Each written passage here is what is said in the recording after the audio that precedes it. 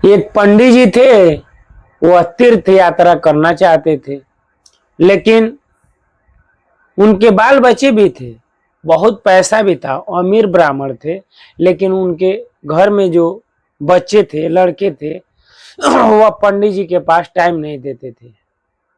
लेकिन इनकी खूब इच्छा थी कि हम तीर्थों का भ्रमण करके आए, लेकिन लड़के इनको जो है भ्रमण के लिए नहीं ले जाते थे।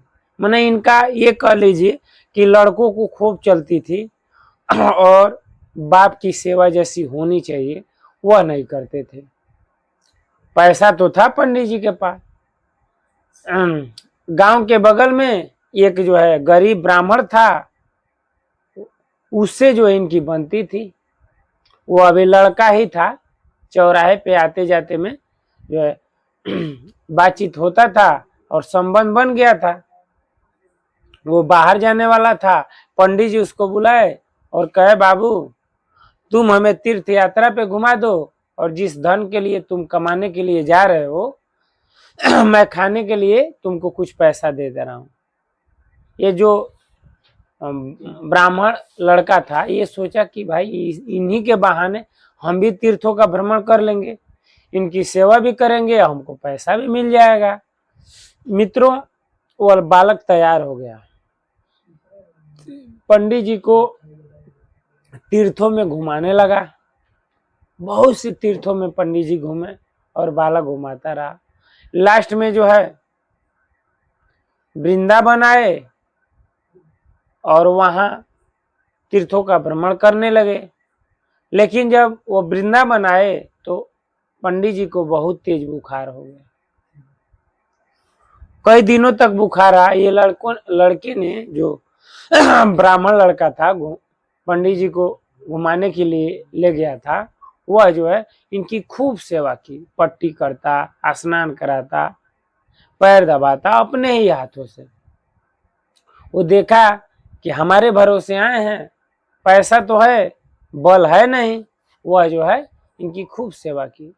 सेवा देखकर बूढ़ा ब्राह्मण ने कहा, जब गोपाल जी का दर्शन करने के लिए गए थे ब्राह्मण देवता और ब्राह्मण लड़का, तो खूब सेवा करता था वह लड़का इस ब्राह्मण का, और गोपाल जी के दर्शन के लिए ये लोग गए थे। उसी समय ब्राह्मण ने कहा कि मैं इस गोपाल जी के सामने मैं शपथ लेता हूं कि अपनी लड़की का शादी तुमसे कराऊंगा। उस ब्राह्मण की एक छोटी लड़की थी जो युवा थी, जवान थी, उसका शादी करना ही था। तो ब्राह्मण ने कहा कि मैं खूब पैसा देकर, धन देकर तुमसे शादी करवा दूंगा, ये गोपाल जी के सामने मैं जो है वादा करता हूं। उसके बाद से कुछ दिन वहां पे वृंदावन में लोग रहे और वहां से जो है अपने घर को चले आए।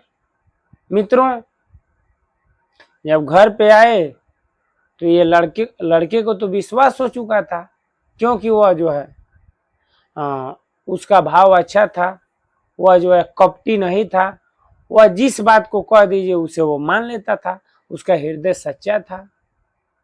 वह देखा कि पंडित जी आज कहेंगे कल कहेंगे, ऐसे ही करते करते महीना दिन बीत गया। वह सोचा कि भाई पंडित जी तो वादा किए थे, अभी तक कुछ बताए नहीं, देखते देखते महीना दिन हो गया। तो एक दिन जो है पंडित जी के घर गया, बोला पंडित जी, अरे आपने वादा किया था शादी के लिए। तो पंडित जी तो अंदर थे, लड़कों ने उनके लड़के थे, वो आए, बोले किस शादी की बात कर रहे हो, किस विवाह की बात कर रहे हो? तो आपके पिताजी जो पंडित जी हैं, हम तीर्थ पे गए थे, उन्होंने वादा किया था कि अपनी पुत्री की शादी हमसे करेंगे। लड़के तो बहुत अमीर थे, उन्होंने देखा ये तो गरीब ब्राह्मण है, इसको जो है लगे मारने, झूठ बोल रहे हो, हमारे पिताजी नहीं कहेंगे। कहे कि पंडित जी को बुलाई। पंडित जी को बुलाया गया पंडित जी अपने बच्चों से डरते थे, डर के मारे उन्होंने कह दिया नहीं नहीं, हम कब वादा किए थे। ये बोला कि आप वादा नहीं किए थे। तो नहीं, तुम झूठ बोल रहे हो। तो पंडित जी के लड़कों ने और मारा इस ब्राह्मण को और वहां से भगा दिए। जब वो गया तो गांव में पंचायत बिटोरा, कहने लगा कि पंडित जी हमसे शादी तय किए थे और आज जो है गया हूं तो ये लोग मारकर हमें भगा दिए हैं। तो गांव में पंचायत आज भी होती है, लेकिन पहले जो है पंचायत ही समझिए एक कोर्ट की तरह काम करता था। पंचायत जुटी और पंचायत में पूछा गया कि कैसे तय हुई थी। तो उसने बताया कि वृंदावन में जब ये पंडित जी थे तभी हमको वादा किए थे।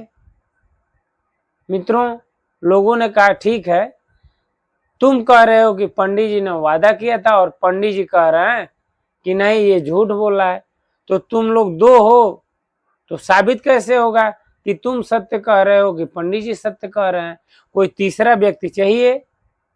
तो ब्राह्मण लड़के ने कहा तीसरा व्यक्ति तो था ही नहीं, गोपाल जी थे। बोले गोपाल जी कौन? तो वही वृंदावन में जिनकी ये दर्शन के लिए गए थे। तो पंच ने कहा कि आखिर तब कैसे निर्णय होगा। तो गोपाल जी को गोपाल जी कह दें, गोपाल जी से मैं कहलवा दूंगा। लोगों ने हंसने लगा कि भाई गोपाल जी कहेंगे, वो तो पत्थर की मूर्ति है। इसने कहा नहीं नहीं, गोपाल जी कहेंगे। तो पंच ने कहा कि गोपाल जी कहेंगे तो क्या पंडित जी आप मान जाएंगे? तो पंडित जी तो जानते थे कि पत्थर की मूर्ति कभी बोलती है। कहे ठीक है, गोपाल जी कह देंगे तो हम मान लेंगे। तो ये गया और वृंदावन पहुंच गया और गोपाल ये शाम के समय रात में पहुंचा था, जब गोपाल जी को शयन करा के उनका कक्ष बंद कर दिया गया था। तो गया तो दरवाजा खटखटाने लगा, अंदर से कोई आवाज नहीं आई। तो जोर से बोला, अरे गोपाल जी सो गए क्या? अरे मैं बहुत दूर से भागा भागा आया हूं। तो अंदर से आवाज आया कि क्या बात है? तो ब्राह्मण लड़के ने बोला कि गोपाल जी, अरे वो ब्राह्मण देवता ना वादा किए थे ना आपको कि अपनी लड़की का हाथ तुम्हारे हाथ में दूंगा। तो गोपाल जी ने कहा हाँ, तो चलिए हमारे गांव, वहां बताना है, पंचायत जुटी हुई है। पंडित जी कह रहे हैं कि मैं झूठ बोल रहा हूं, आप चल के वहां कह देंगे तो कहें कि मैं मान लूंगा। तो अंदर से आवाज आई, अरे बालक, कहीं पत्थर की मूर्ति चलती है? तो लड़के ने बोला कि पत्थर की मूर्ति क्या बोलती है, जब आप बोल रहे हैं तो चल भी तो सकते हैं। तो मूर्ति ने कहा अरे ठीक है, हम चलने के लिए तैयार हैं, इसलिए कि तुम्हारा भाव शुद्ध है और भाव के भूखे हैं भगवान। कहते हैं ठीक है चलूंगा, लेकिन ये बताओ मुझे समय समय पे भोग लगाओगे ना? तो हाँ लगाऊंगा। तो मैं मिश्री मलाई खाता हूँ। भाई गोपाल जी जो है वहां जो है जो भोग लगता है वह जो है रसमलाई जैसा होता है, माखन मीठा ये सब लगता है, अलग अलग मिठाइयाँ होती हैं। बोला कि ठीक, ब्राह्मण लड़का बोला ठीक है, मेरे पास कुछ पैसा है, जाना था दूर, वृंदावन से उड़ीसा से आया था, उड़ीसा के पंडित जी थे। मित्रों, गोपाल जी ने कहा लेकिन एक शर्त है। तो लड़के ने बोला क्या? तो जब भी पीछे पीछे मैं चलूंगा, आगे आगे तुम, लेकिन अगर तुम पीछे मुड़कर देख लिए तो फिर मैं उससे आगे नहीं जाऊंगा, वहीं रुक जाऊंगा। तो लड़के ने बोला कि ठीक है मैं पीछे नहीं देखूंगा, तो क्या प्रमाण है कि आप पीछे पीछे आ रहे हैं? तो गोपाल जी ने बोला कि मेरा जो है घुघरू है ये बाजता रहेगा। बोले ठीक है, ये चलने लगे। बीच बीच में जब भगवान को भोग की जरूरत थी तो कहते थे मुझे भूख लगा है, तब ये मुड़कर जो है उनको भोग लगाता था। फिर नहीं मुड़ना है। आगे आगे चलता गया, जब गांव के पास गया तो घुघरू तो बज रही थी। ये सोचा कि अरे घुघरू बज रही है, एक बार देख लूं आ रहे हैं कि नहीं। जब देखा तो गोपाल जी थे पीछे। कहे ठीक है चलो। गोपाल जी ने कहा नहीं, अब मैं एक कदम आगे नहीं जाऊं। वादा हुआ था कि जब पीछे मुड़कर देखोगे ना तो मैं जो है फिर आगे नहीं जाऊंगा। तो बोला ठीक है, अब तो गांव में ही आ गए हैं, गांव के नजदीक।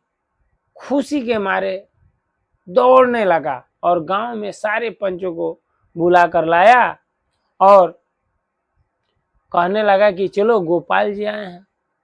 लोगों में हड़कंप मच गई कि भाई पत्थर की मूर्ति कैसे बोल सकती है।